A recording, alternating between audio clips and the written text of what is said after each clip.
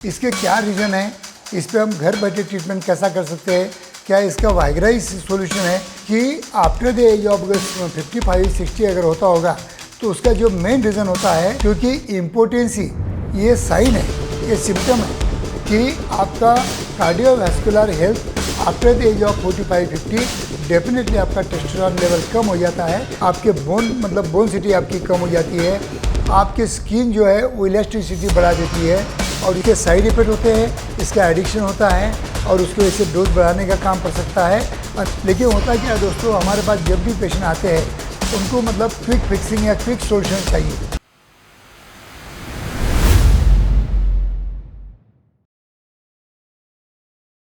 नमस्कार दोस्तों, आए दिन मैं देखता हूँ कि 60 एज के बाद में इरेक्टाइल डिस्फंक्शन या नपुंसकता बहुत कॉमनली देखने को मिलती है। इसके क्या रीज़न है, इस पे हम घर बैठे ट्रीटमेंट कैसा कर सकते हैं, क्या इसका वाइग्राइज सॉल्यूशन है, ये सभी के बारे में इस वीडियो में हम जानने की कोशिश करेंगे।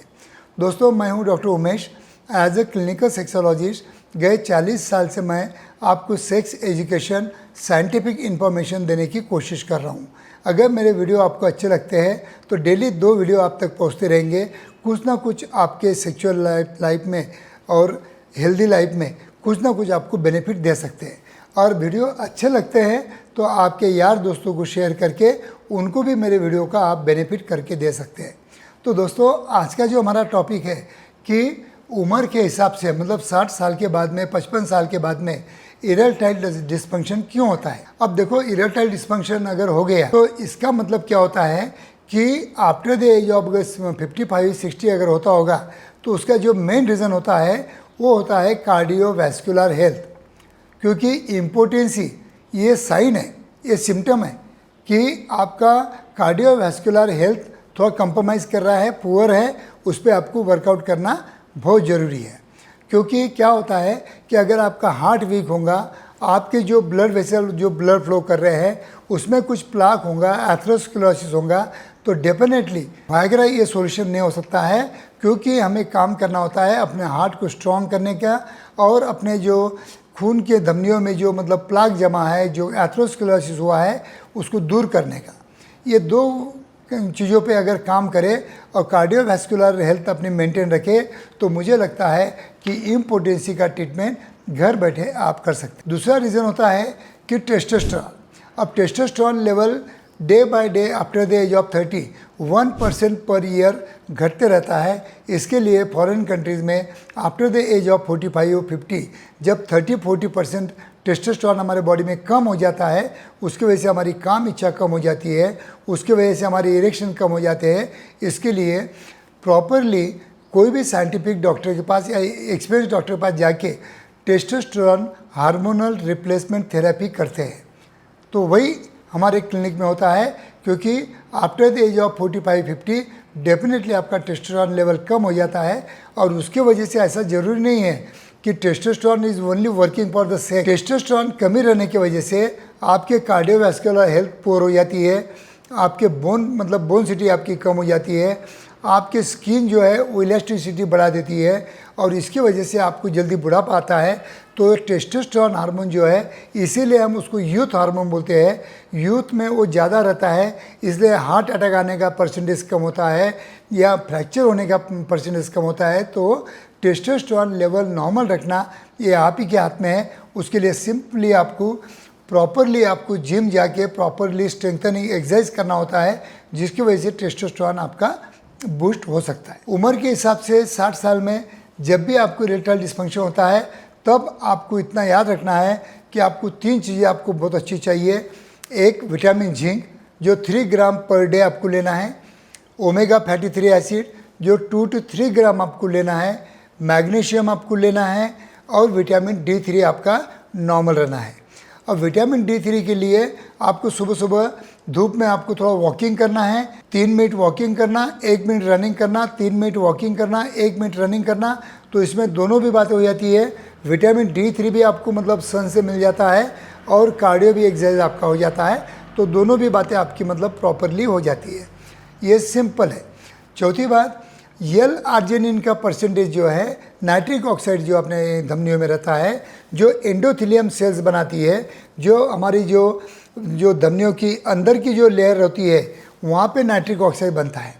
और उम्र के हिसाब से क्या होता है, वहाँ की जो सेल रहते हैं थोड़े कमज़ोर हो जाते हैं और थोड़ा नाइट्रिक ऑक्साइड कम छोड़ते हैं, उसकी वजह से आपकी धमनियाँ जो है श्रिंक हो जाती है और उसको फुलाने का काम नाइट्रिक ऑक्साइड करता है। तो नाइट्रिक ऑक्साइड अगर आपके धमनियों में ज़्यादा अगर बढ़ा दिया आपने तो डेफिनेटली आपके जो ब्लड वेसल होते हैं वो डायलेट हो जाते हैं, फूल जाते हैं। और उसके लिए आपको क्या करना है, एक तो हमारे पास जो आरजी फ्लो सप्लीमेंट है वो सप्लीमेंट को लेना होता है।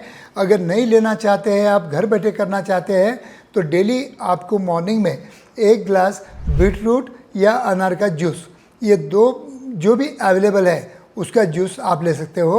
अगर नहीं ये दोनों जूस अवेलेबल है तो एक कोई गाजर का भी आप मतलब 1 गिलास मॉर्निंग में जूस लेते हो तो भी आपका यल आर्जिनिन अच्छा बढ़ सकता है। और यल आर्जिनिन बढ़ाने का दूसरा एक तरीका है, जो सुबह सुबह अगर आप प्राणायाम करते होंगे, डीप ब्रीदिंग अगर लेते होंगे, तो जो नॉस्ट्रिल में हमारे मतलब नॉस्ट्रिल में जो यल आर्जिनिन बनाने की फैक्ट्री है तो वो स्टिमुलेट हो जाती है, अच्छा ऑक्सीजन हो जाता है, ईच एंड एवरी सेल को ऑक्सीजन मिल जाता है और ब्लड वेसल में नाइट्रिक ऑक्साइड बढ़ जाता है।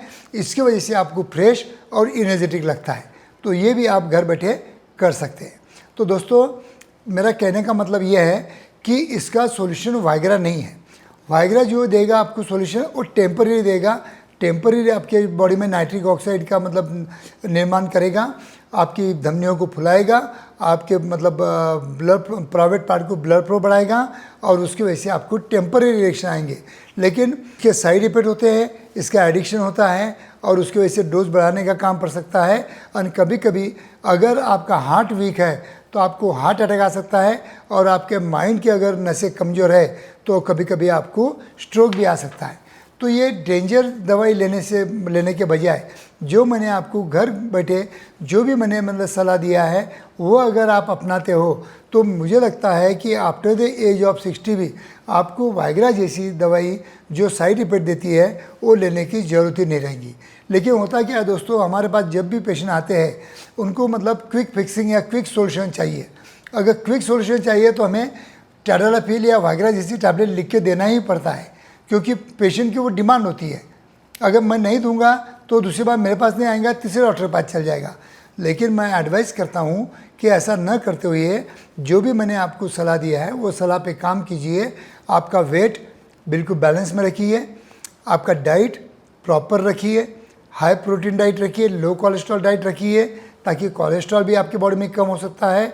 और अच्छे फ्रूट्स, अच्छे नट्स आप सेवन कीजिए ताकि definitely after the age of भी 60 भी आपको स्ट्रॉन्ग और प्रॉपर इरेक्शन मिल सकते हैं। थैंक यू दोस्तों।